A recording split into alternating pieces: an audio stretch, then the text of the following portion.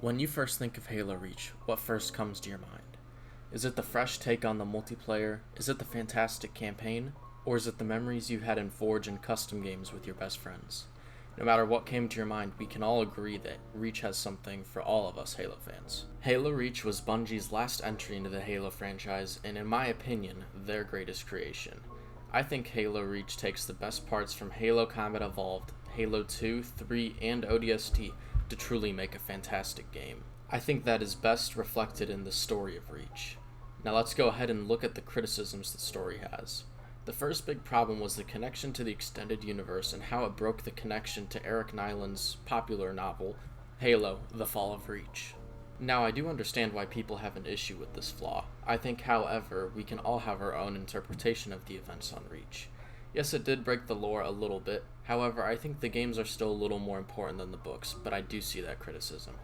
Other than that flaw, I seriously think Halo Reach has a perfect story. Halo Reach is a story about the planet Reach and the people who fought for it.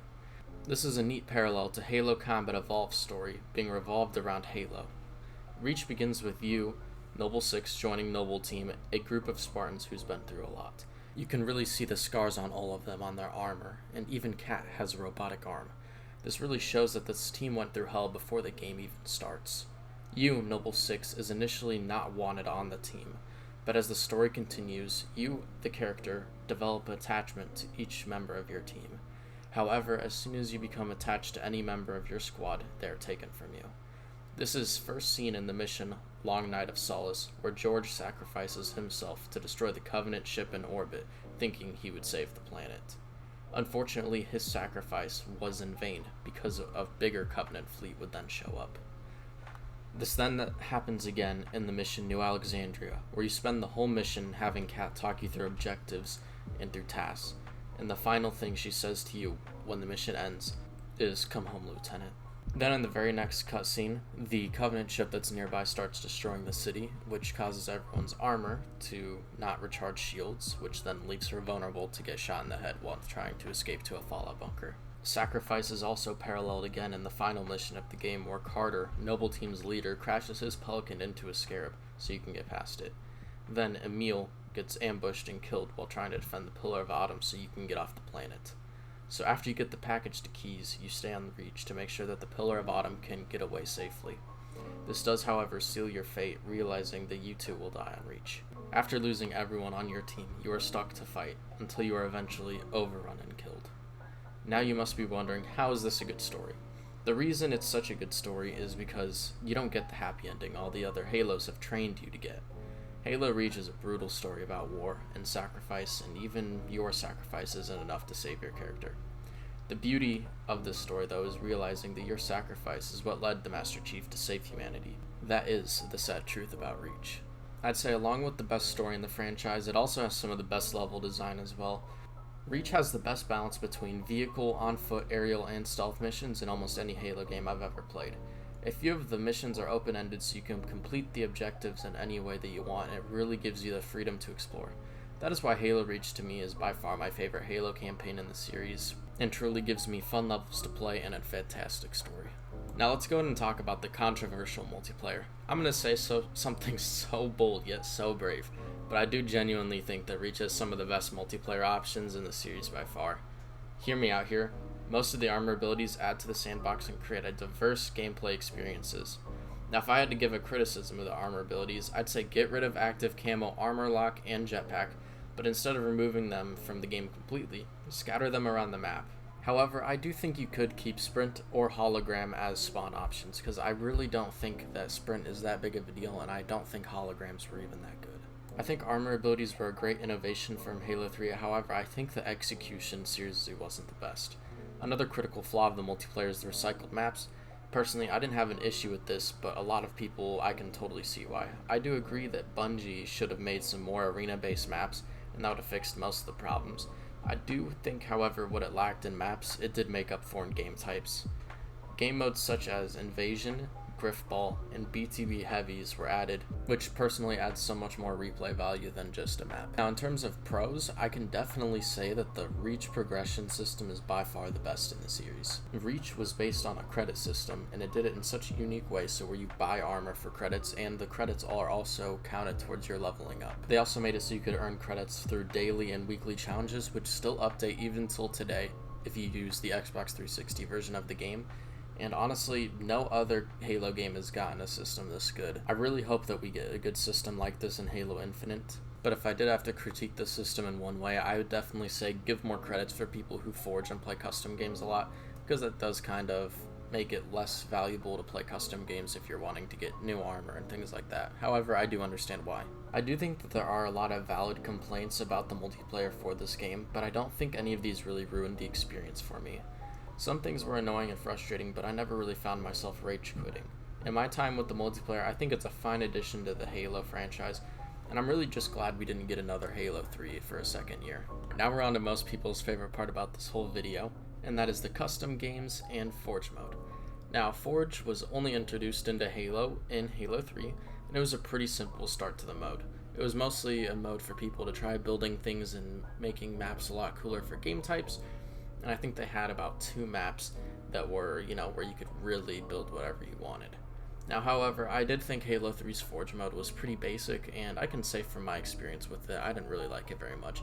I definitely thought it was fun to, drop Hornets in and then battle my brother in the skies with them, but it really was a pretty simple start to the Forge mode. I will say with Forge, it did lead to the creation of a lot of fan-favorite game modes like Infection, Fat Boy, Race modes, Cops and Robbers, and were all really made possible because of Forge. Now, Reach took Halo 3's Forge mode and basically upped everything and made it fantastic. They expanded on the features, adding new items, more forgeable blocks and walls. They added more vehicles, more weapons, all sorts of great stuff like that. They also added probably the greatest thing that they've ever added to any Halo game, and that is called Forge World. Now, Forge World has so many different forgeable spaces, and it is probably one of the biggest maps of any Halo game really, and you're able to create whatever you want in the biggest sandbox ever.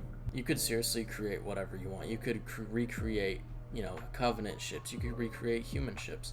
As long as it was within the budget, you could create it on that world.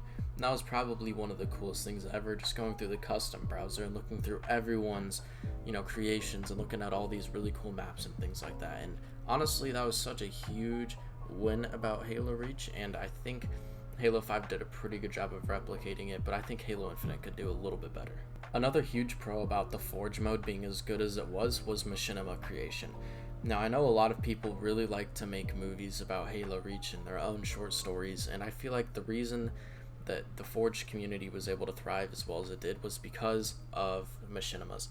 And you'd have so many people trying to recreate their own stories in Forge, and it was such a great addition that I seriously think is underlooked, because those machinimas only create more publicity for the game and give it a better reputation overall. Now, if I had to critique the Forge mode in any way, I would say probably the biggest critique of the Forge mode is the fact that you can't actually forge with all the blocks you can on Forge World on all of the other maps that are in the game.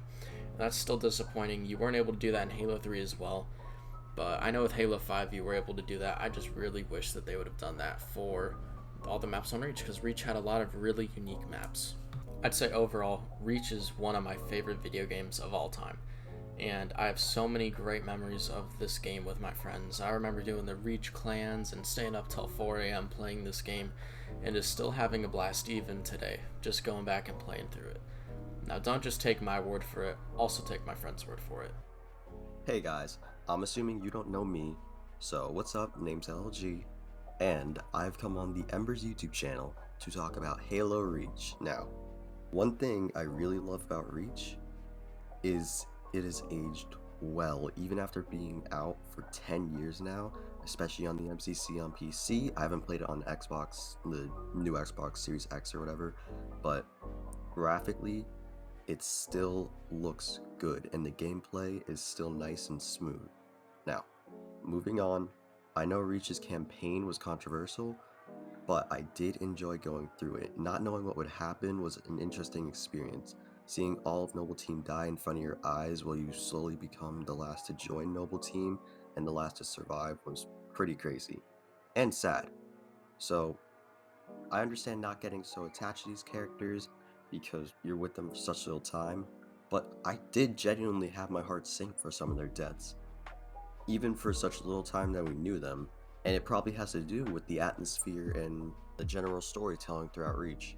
It's also interesting seeing the events leading up to Halo CE from Reach, like Noble 6 grabbing Cortana and taking her back to Pillar of Autumn, which then leaves Reach, goes into Slipspace, and leads right into Halo CE. And honestly, I gotta say, my favorite part of Reach has to be the multiplayer. I don't hate any of the game modes, but Oddball is so much fun. It's a nice break from shooting and killing everyone, but Invasion is also a lot of fun. I always like big maps with a bunch of people, and when the vehicle comes out, it gets a little chaotic at times, but still tons of fun.